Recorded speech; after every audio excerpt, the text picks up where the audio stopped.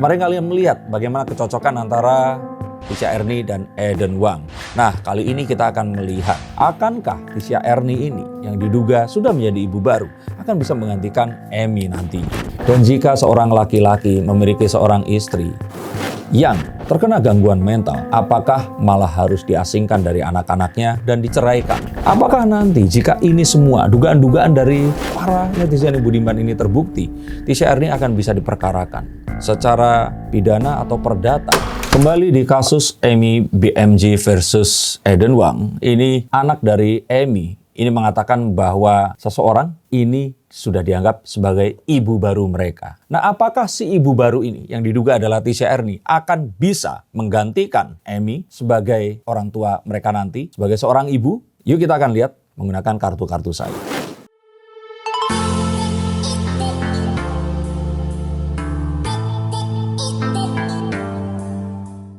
Halo Science Seekers, kembali berjumpa bersama saya Denny Darko. Tidak ada yang namanya misteri, yang ada adalah tanda-tanda yang kita semua coba untuk mengerti. Kemarin kalian melihat bagaimana kecocokan antara Tisha Ernie dan Eden Wang. Nah, kali ini kita akan melihat, akankah Tisha Ernie ini yang diduga sudah menjadi ibu baru akan bisa menggantikan Amy nantinya. Karena kita tahu ini terlihat bahwa anak-anaknya ini lebih pro kepada Eden. Tapi yang paling penting di sini adalah netizen di Indonesia, para ibu-ibu ini ternyata lebih pro kepada Amy. Ini terlihat jelas dengan data. Nah, kalau kali ini saya bawa data nih yang sangat-sangat akurat dari perolehan penonton YouTube Dr. Richard Lee dan Denny Sumargo atau Korea Remix. Ini klarifikasi Eden Wang dan anaknya di kanal Dr. Richard Lee 5 hari yang lalu. Ini ditonton belum sampai 1 juta orang saat ini, 960.000 orang. Nah, sedangkan video Amy di Denny Sumargo ini tercatat ditonton sebanyak 2,8 juta orang. Mari kita lihat Korea Remix. Ditonton total ini sampai 700-an ribu orang.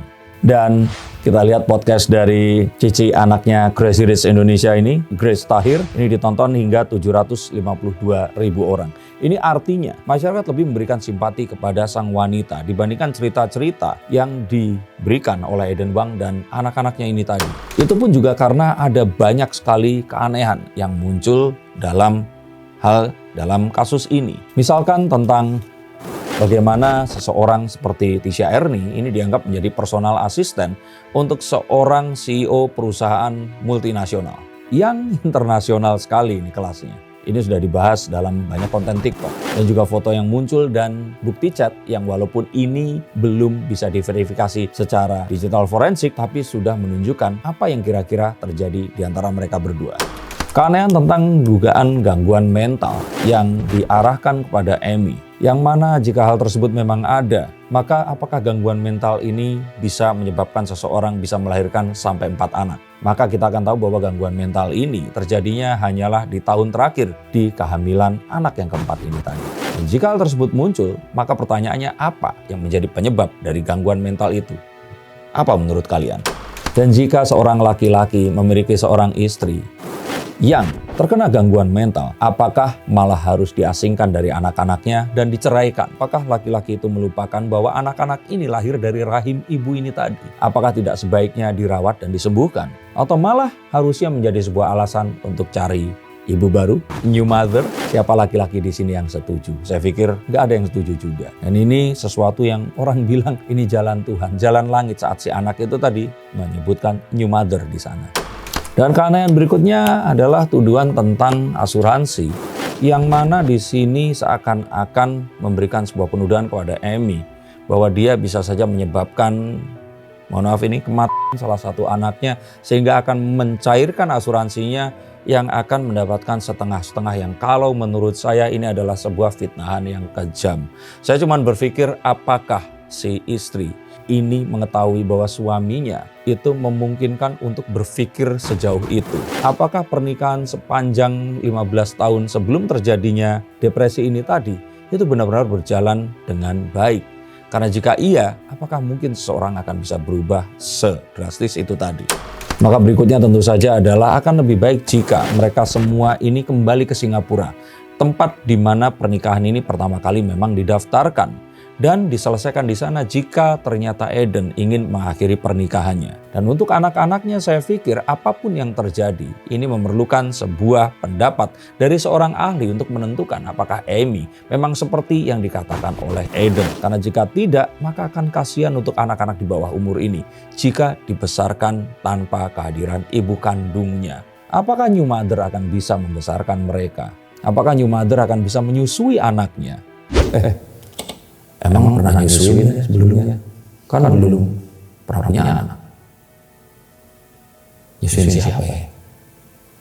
Dan saya kira ini semua sebenarnya terjadi secara tidak diduga. Tapi ini adalah sebuah hal yang menjadi blessing in disguise untuk Bu Amy ini tadi. Dia yang nungguin lama di Rumah Sakit Bilangan Jakarta Selatan ini tadi, akhirnya mendapatkan footage tentang penampakan Tisha Ernie yang memeluk bayinya. Dan ini menimbulkan simpati dari seluruh Indonesia. Maka sesuatu yang muncul secara mendadak ini tentu saja menempatkan tokoh sentral dalam kasus ini, Eden Wong, dalam posisi yang dia tidak pernah duga sebelumnya. Tuduhan hubungan antara dia dan Tisha Ernie kemudian membuat mungkin Eden di sini terpaksa diduga di sini meminta anaknya untuk melakukan klarifikasi saat di podcast Dr. Richard Lee, melakukan seberapa rangkaian pembantahan, tapi terus kemudian dimentahkan oleh bukti yang diduga dimiliki oleh sang istri ini tadi. Nah, selama beberapa waktu kemarin, ada dugaan pihak Eden di sini menghubungi pihak Bang Hotman Paris untuk menyampaikan kasus versi mereka ini tadi. Dan selama beberapa hari kemarin, kita melihat lebih sakti mana, Bang Hotman atau netizen yang budiman. Maka sebenarnya ini akan menarik untuk diikuti walaupun para pelakunya di sini adalah warga negara asing. Tapi dugaan pelakornya kan orang Indonesia. Apakah nanti jika ini semua dugaan-dugaan dari para netizen yang budiman ini terbukti, Tisha Ernie akan bisa diperkarakan secara pidana atau perdata, ataukah dia akan bisa lolos? Kita akan bahas di konten yang berikutnya. Tetapi di sini terlihat bahwa apa yang terjadi ini terjadi di luar perkiraan Eden. Dan apa yang terjadi saat ini, kalau saya pikir menimbulkan sebuah perbedaan rasa di antara mereka berdua. Sudah saya bahas di konten sebelumnya bahwa saya lihat ada sebuah kericuhan antara Eden dan Tisha Ernie berkaitan dengan apa yang dikatakan Eden. Saya duga di sini ada sebuah pertikaian antara Eden Wong dan Tisha Ernie tersangkut dengan apa yang dikatakannya di ranah publik. Seperti kita ketahui, jika ada seorang laki-laki di sini harus mengakui sebuah hubungan yang tersembunyi dari seorang wanita, maka wanita di sini ini pasti akan berharap laki-laki ini mengakuinya. Kita melihat dari kasus kecelakaan yang menewaskan satu orang pemotor di Jawa Barat kemarin yang melibatkan satu oknum polisi kalau tidak salah, dan ada seorang wanita yang diduga istri muda di situ yang menaiki mobil yang menyebabkan kecelakaan itu terjadi. Sang istri muda ini tadi yang diduga istri muda diminta untuk mengaku bahwa dia temannya tapi nggak mau. Nah, saya kira kejadian ini sedang terjadi dan ada beberapa hal yang coba untuk dipertahankan di sini.